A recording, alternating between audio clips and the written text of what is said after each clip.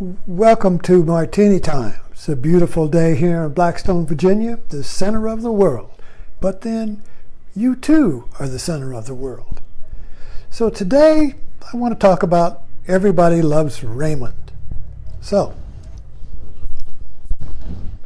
I disconnected, or I canceled my DirecTV maybe a year ago, and we've been DirecTV Now and Vubio and trying and finally they reduced my weight, so I went back to DirecTV, and on the receiver, we didn't get rid of that, all of the recordings that I had done before were there, and so there was 80 recordings of Everybody Loves Raymond.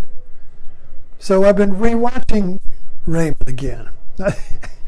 Now, this is my favorite show. I mean, I watched it, of course, when it was going, and then I've watched the reruns, and then I've watched the reruns, and I bet I've seen these shows 4 or 5 times.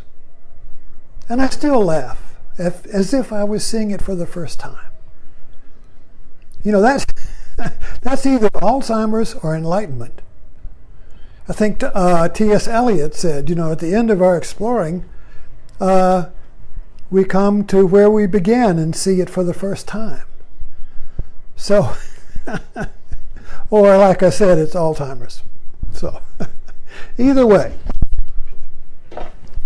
I laugh at Everybody Loves Raymond, and now what I want to talk about is, why do we laugh? Why do I laugh at something I've seen over and over and over again? I'm sure you all have this experience. You have your favorite shows, and you watch the reruns, and you laugh, even though you know what's coming. You laugh, even though you might even know you could repeat the script as they say it. You would laugh. So what's going on? So obviously, it's not just the content. Something else is going on. So Marshall McLuhan, my favorite philosopher, one of them, said one thing that I remember. The medium is the message. So when you say the medium is the message, when it comes to a sitcom like Everybody Loves Raymond, what's the medium? What's the message? Well, the medium is the ritual or the theme or the plot or the formula. Maybe that's it, the formula. So Everybody Loves Raymond has a formula. And then each show, the writers just plug in new content, but they plug it into the formula. Harlequin romances do that. There's a formula for the Harlequin romance. And the writers just plug in new places and people. But the formula stays the same.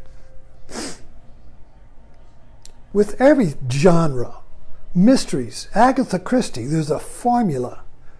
And the writer just plugs in new faces, new times, new situation, but the formula is the same. So the formula is the message. The content is secondary. So there's primary and secondary meaning. Message is meaning. Primary meaning is the formula, and the secondary is the content, which is always changing. The formula stays the same, the content changes. You see? Formula stays the same, content changes. But we're not conscious of the formula, we're just conscious of the content, so we laugh. But if we already know what the content is, why do we still laugh? If your grandfather keeps telling you the same story over and over again, you don't laugh at it as if you heard it for the first time. You roll your eyes. You see? So why would I watch Raymond over and over again without saying, oh, I heard this before? You see. I know I've heard it before, but I still laugh. So let's look at this formula. Now, without really, there's a lot to say about Raymond, but I can just say from my, the overall formula impression is that Raymond is caught between two bookends, or a vice. One is the mother and one is the wife. And they're constantly squeezing Raymond in the middle by double binds. Now, a double bind is a lose-lose situation where no matter what you do, you lose. So the double bind that Deborah puts Raymond in, and of course she gets caught in her own double binds, but the double bind Raymond gets caught in is that she wants him to be spontaneous towards her, to have a spontaneous love, to be spontaneously helping her. And so Raymond wants to be good, so he tries, and he loses because it's not spontaneous. So you see, that's the double bind. Try to love. Try to be good now. Try to behave now. Try to be creative this time. Or try to be joyous. Try to be spontaneous. For God's sakes, try to be spontaneous. Because if you're spontaneous, you're authentic. If you just try to do stuff, you're not authentic. So try to be spontaneous, for God's sake. Now that's a double bind. You can't do it. Trying and being spontaneous are incompatible. They cancel each other out. So Raymond is constantly being caught in a self-cancellating double bind, either from his wife or from his mother. So how does he get out of it? There are two ways to, when you get caught in a double bind, most people fight back. They get angry. It gets violent. I mean, if you look in the news, all these violent domestic outbursts where somebody shoots somebody is a failure of creativity. It's a failure. They're caught in a double bind, and the only way out was violence. Suicide is the way out of a double bind. A double bind means, and you really should understand this because we get caught in them all the time. A double bind is no matter what you choose, you lose. Trump got elected on making people believe that he could get them out of a double bind. He says, we're going to win-win. You're going to get sick of winning. Instead of losing. Lose-lose. You see. So the double bind is when you reach a point where no matter what you do, you lose. It's called a sting. I did a talk on that. Remember the movie Sting with Newman and Redford? A sting is where you set up a double bind so that your prey gets caught in it, and no matter what they do, they can't get out. Whatever strength they have just makes it tighter. They're defeated by their own strength. So anyway, the Everybody Loves Raymond is the art of the double bind. And so how does Raymond get out of it? He gets out of the double bind creatively. He spontaneously makes jokes. So the joke, the laughter, is the way to get out of a double bind because it's creative. There's no other way to get out of the double bind except to create your way out of it. You can't fight your way out of it because you're going to be fighting. If you fight one side, the other side. You see, the double bind is lose-lose. So if you fight one side, you still lose because the other side is going to get you. So no matter which side it's still lose-lose. There's no winning choice in a double bind. There's no exit, said Sartre.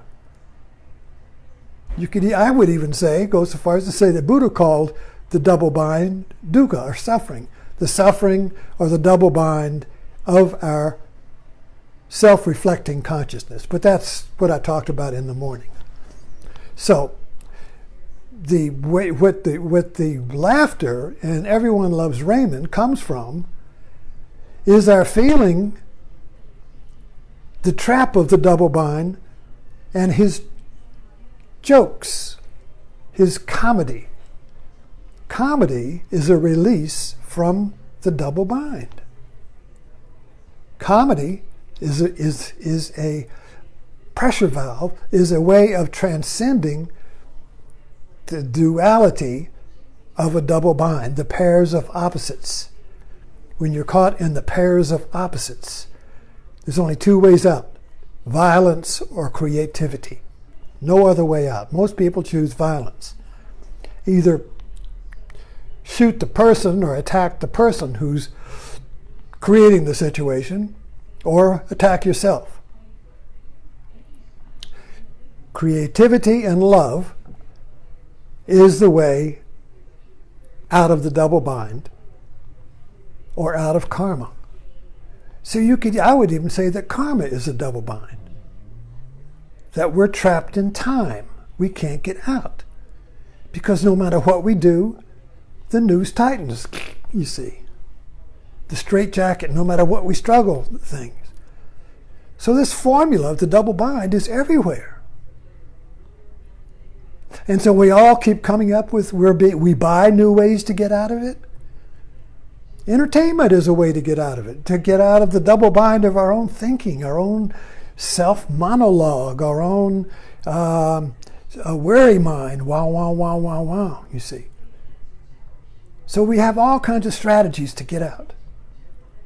But the best way is through laughter.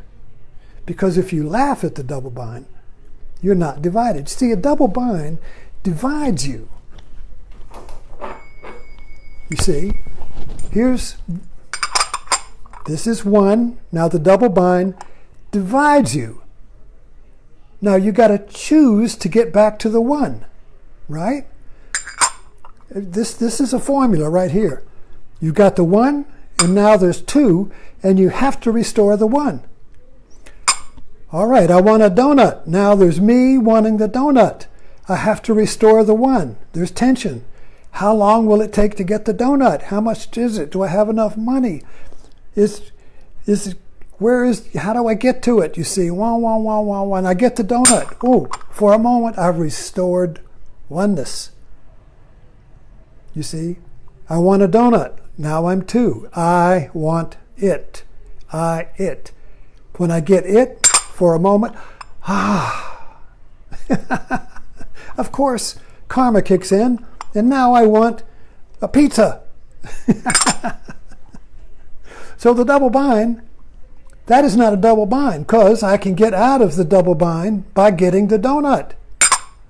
But what if I can't get the donut? That if everything I choose to get out of the tension of the separation just creates more separation. That's the double bind. You can't choose your way out of it. If it's a donut, it's easy. I can choose the donut and go get it. Boom. But the double bind we're talking about, that's lose-lose, is that there is no choice. Because if you choose one, the other cancels it out. They cancel each other out. These are Zen cones. You see, the Zen master will set up a cone, and he'll say, if you say this is a fly swatter, you're wrong.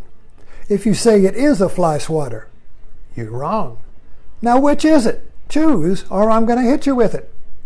That's a double bind.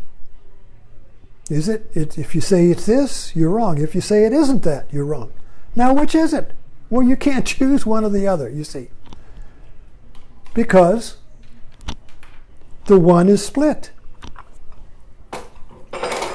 So the Zen cone is a setup so that you see that there's no exit. And when you see there's no exit, the seeing restores oneness, because seeing is not divided. This is the spiritual path. This is Buddhism. This is Zen. Or any non-dual philosophy or practice. It's a practice, not a philosophy. You have to do it. So seeing that there is no escape from the double bind restores the double bind, restores the unity, and when the unity is restored, you laugh the laughter of liberation from the divided mind, the joy of liberty from the divided mind, because the seeing that you can't escape, the seeing that you're trapped, the seeing is not divided. Seeing is not two. There are not two seers. There's not two seeing, not two worlds, one. So when you see the pair of opposites, you see the two that is one. The oneness is the seeing. There's a shift there from being identified with the objects, I and want a donut, to the seer of the I and donut. And the seer is one. And you laugh. You laugh spontaneously. You laugh. Laughter is spontaneous. Laughter is one. Laughter is not two. Unless you're like Sheldon Cooper, trying to laugh. You see, that's why we love laughter, because in laughter you're free. Thanks for dropping in. I'll see you tomorrow morning at Buddha's in the Landfill. I don't know what we'll talk about, but come on in anyway and share this. My talks, my Martini Times, and if you're on YouTube at Ed Connolly, subscribe. And oops, there's my blog, To Kill a Minotaur. They're all on there too. Got you covered. See you tomorrow.